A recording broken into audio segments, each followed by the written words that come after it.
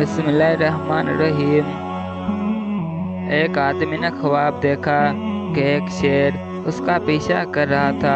वो डर के भागा और जान बचाने के लिए एक दरख्त पर चढ़ गया और उसकी एक शाख पर जा बैठा। कुछ देर बाद उसने नीचे देखा तो शेर अभी तक वहीं बैठकर उसका इंतजार कर रहा था। उसने इधर उधर नजर दौड़ाई तो क्या देखा कि दरख्त के जिस शाख पर वो बैठा है वहाँ दो चूहे चक्कर लगा रहे हैं, शाख को खा रहे हैं। एक चूहा काले रंग का है जबकि दूसरे का रंग सफेद है। शाख बहुत जल्द जमीन पर गिर जाएगी। इसी खौफ को चलते से नीचे देखा तो उसकी ओसा खता हो गए, क्योंकि उस शाख के बिल्कुल नीचे कुएं में एक बहुत बड़ा काले मुंह वाला सांप मुंह खोल के बैठा है। आदमी जब भी गिरे तो सीधा उसके मुंह में जाए। ये शख्स सहारा तलाश करने की खातिर इधर उधर देखता है कि कोई शाख हो जिसे वो पकड़ सके। वो देखता है कि साथ वाली शाख पर शहद की मक्खियों का छत्ता है और शहद के कतरे उसमें से गिर रहे हैं। आदमी उन कतरों का जायका चखना चाहता है। वो शहद के कतरों को चखने के लिए अपनी जुबान बाहर निकालता है।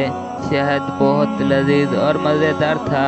फिर वो एक के बाद दूसरे कतरे को चाटना शुरू कर देता है और नतीजे के तौर पर वो शहद की शेरनी की नशे में इतना खो जाता है कि वो भूल ही जाता है कि जिस शाख पर वो बैठा हुआ है उसे चूहे कुतर रहे हैं और जमीन पर शेर और उस शाख के बिल्कुल नीचे कुएं में सांप उसके गिरने का इंतजार कर रहा है।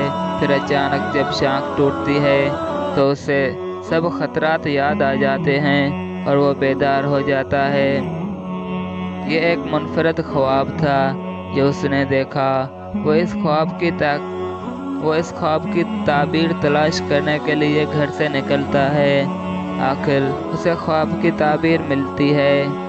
वो शेर जो उसने देखा वो इसकी मौत थी, जो हर वक्त उसका पीछा कर रही थी और जहाँ भी वो जाता है उसके पीछे पीछे चल पड़ती है। वो दो चूहे काला और सफ़ेद दिन और रात हैं। ये चक्कर लगा रहे हैं, एक के बाद दूसरा आता है।